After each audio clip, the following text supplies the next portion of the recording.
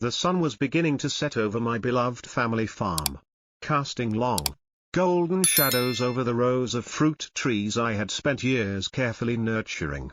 Every branch, every leaf was a testament to generations of hard work. The earth smelled fresh, and the ripe fruits hung heavy with promise. Life on the farm had always been peaceful, until she came. Karen, the Hoa president, was no stranger to making herself known in the neighborhood. But lately, she had taken a personal interest in my property. She believed my farm wasn't up to her community standards. And for reasons I couldn't understand. She had made it her mission to ensure my trees were properly maintained according to her vision. One afternoon, as I was carefully tending to my trees, Karen pulled up in her SUV, her face scrunched with judgment. She got out with that air of superiority she always carried, and I could see she was about to make another one of her demands. "John," she called out to me, using my first name like we were old friends. "I need to talk to you about your trees." I turned, keeping my tone as calm as I could manage. "What about them, Karen?" "They're too close together. These branches," she waved her hand dismissively at the trees, as if she were disgusted by them. "They don't meet Hoa guidelines. You'll need to trim them, or I'll have to take action." My patience was wearing thin. "This is my farm, Karen. My family's farm. I've worked hard to ensure everything is in line with the regulations. If you don't like it, maybe it's time you mind your own business." Her eyes narrowed. She wasn't used to being challenged. "I am minding my business, John. This is the Hoa's business. Don't forget that." With a deep breath, I turned my back, trying to walk away before things escalated. But Karen wasn't finished yet. "I'll be watching, John. You'll regret not listening." The days that followed were tense. Karen's warning echoed in my mind. But I refused to let her control my farm. The trees were healthy. The land was thriving. And I wouldn't let anyone, especially her, dictate how I managed my family's legacy. But as I stood outside one evening, looking over the trees I had nurtured for years, I felt a chill in the air. Something didn't feel right. The peace that usually settled over the farm after sunset was suddenly broken by an unsettling silence. It wasn't until the following morning that I saw the damage. As I made my way to the orchard, my heart sank. Branches had been broken, snapped off as though someone, had violently torn through them. The ground was a mess, with footprints leading to and from the trees. Deep imprints in the soft earth. I knelt down to examine the damage. The young saplings I had carefully planted were crushed, their leaves shredded and torn, their roots exposed. Someone had been here, and I knew immediately who it was. Karen. I had seen her lurking around the neighborhood the day before, and I couldn't ignore the sudden, cruel damage to my trees. She had to be the one behind it. I stood up, my fists clenched. My heart raced with anger and disbelief. Why would she go this far? This wasn't just a simple violation of rules anymore. This was personal. I marched back to the house and grabbed my phone, dialed her number, and waited. When she answered, her voice was cool and indifferent, as if she had no idea what I was about to confront her with. "Karen," I said, my voice barely holding back the fury. "What the hell did you do to my trees?" There was a long pause, and then she spoke, her tone dripping with condescension. "I told you before, John. I'm doing what's best for the community. Maybe if you didn't ignore the rules, this wouldn't have happened." I could barely hold back my anger. "You destroyed my trees. You sabotaged my farm." Karen. Her laugh on the other end of the line was cold. "You'll learn soon enough, John. I always get what I want." The line went dead, and I stood there, staring at the damage she had caused. Karen had crossed a line, and this time, I wouldn't let her get away with it. The damage Karen had done to my farm was more than just vandalism, it was an attack on everything my family had built. She had crossed a line, and I couldn't let her get away with it. My anger simmered as I stood there in the orchard, the broken branches and crushed saplings still fresh in my mind. I had tried to handle this peacefully. But Karen had left me no choice. That night, I walked into the barn where my family's hunting gear was kept. The shotgun was an old, trusted tool passed down through generations. It was a symbol of the farm, used for hunting when necessary, for protection against predators. But tonight, it wasn't for hunting, it was for sending a message. I carefully loaded the shotgun, the weight of the weapon heavy in my hands. My heart was racing, but I knew I wasn't about to shoot anyone. The gun wasn't meant to hurt her, it was meant to warn her. I was done with Karen's games. She had attacked what mattered most to me, and I wouldn't stand by and let her continue. The night was quiet, save for the occasional rustle of wind in the trees. As I walked outside, I could see Karen's house lit up in the distance. I knew she wouldn't be able to resist coming by to check up on my farm. It was only a matter of time before she showed up. And when she did, I would be ready. I waited by the edge of my property, the shotgun resting on my shoulder, my eyes scanning the road. Just as I expected, her car appeared, headlights cutting through the darkness. She pulled up in front of the farm gate, her figure stepping out of the car, confident, as though she had all the power in the world. I could feel my pulse quicken as I took aim. Not at her, but into the air. Bang! The sound of the gunshot rang out through the night, shattering the silence like thunder. The echo bounced off the trees, and I could see Karen flinch, her eyes wide with shock and fear. She froze, not expecting such a powerful response. Her voice shook when she called out, "What the hell are you doing, John?" I didn't move an inch. "I'm making it clear, Karen. You've crossed a line. This farm is my family's, and I will protect it.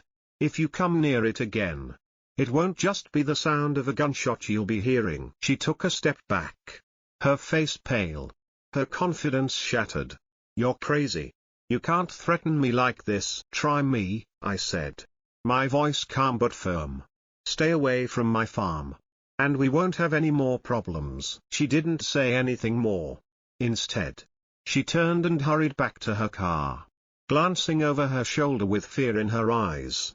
The tires squealed as she sped off, disappearing into the night. I stood there, breath steadying, knowing that I had sent the message loud and clear. Karen had thought she could bully me, but now she knew I would fight to protect my land, and I would do whatever it took to defend it. The next morning, the adrenaline from the previous night still hung in the air. But I had hoped that my warning would be enough to make Karen back off. However, I wasn't naive. I knew she wouldn't just let it go. Sure enough, a few hours later, the phone rang. It was a number I didn't recognize. I picked it up without hesitation. "John, you're in big trouble."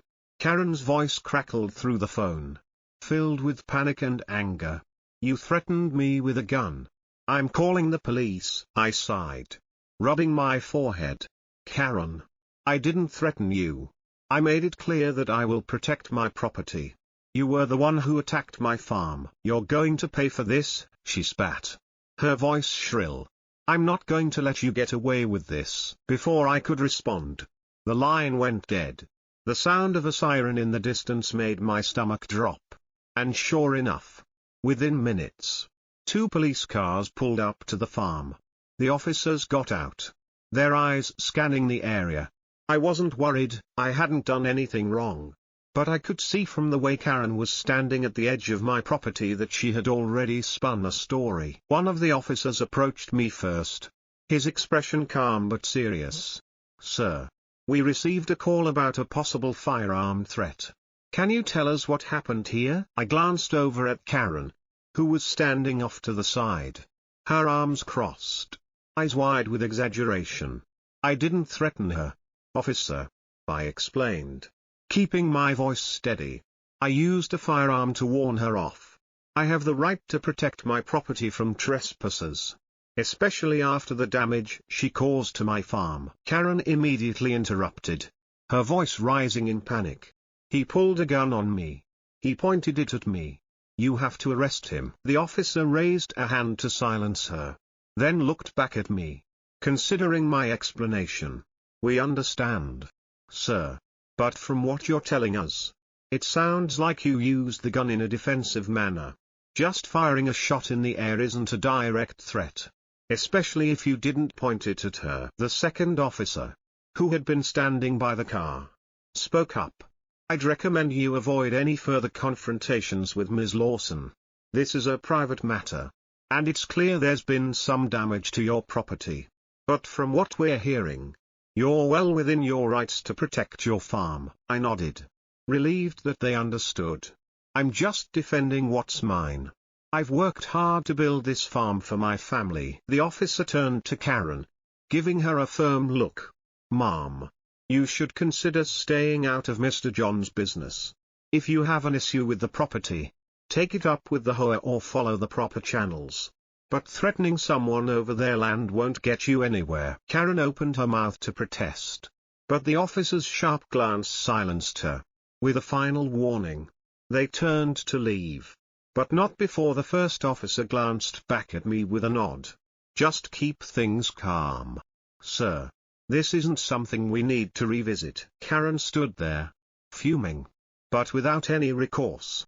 The officers got in their cars, and as they drove away, I saw Karen's car already speeding down the road, likely planning her next move. But I had made it clear, this was my farm, and I would defend it however necessary.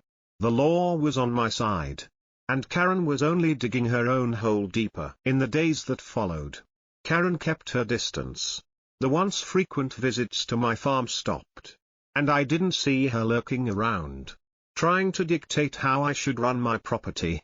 It seemed the warning I gave her had worked. Maybe it was the sight of me standing my ground. Maybe it was the police intervention. But whatever the reason, Karen had finally backed off. I couldn't help but feel a small sense of relief. The farm was peaceful again, just as it should have been all along.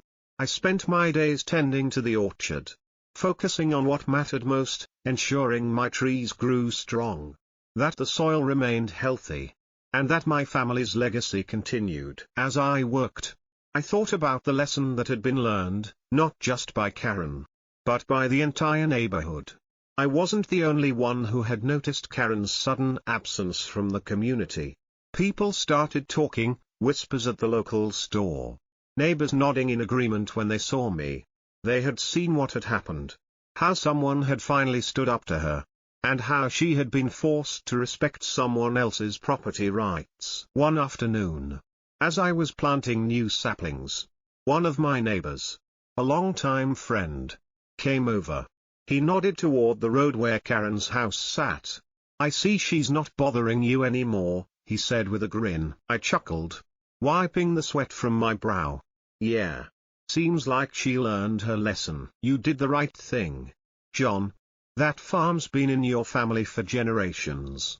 She had no business messing with it. I think she's realized that now. I smiled, knowing that my actions had sent a message far beyond Karen.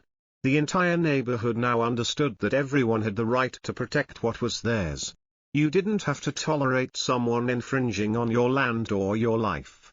Standing up for yourself wasn't just a matter of pride, it was a matter of principle. That evening, as I stood on the porch, watching the sun dip below the horizon, I knew that the farm was safe again. The trees swayed gently in the breeze, and the peaceful rhythm of rural life returned. Karen might have thought she could intimidate me, but in the end, it was she who had learned a valuable lesson. Respect for others' property was non-negotiable. And from that moment on, the farm remained as it had always been, a symbol of hard work, family, and the unshakable belief that some things were worth fighting for. And that's the end of today's story. What do you think? Was Karen's behavior justified? Or did she go too far? I'd love to hear your thoughts in the comments below. If you enjoyed this story, don't forget to give it a like. And if you haven't already, make sure to subscribe to the channel so you can hear more stories like this one. I've got plenty more coming your way. Your support helps me keep creating these videos. So let's continue sharing and enjoying these crazy horror stories together. Thanks for watching. And I'll see you in the next one.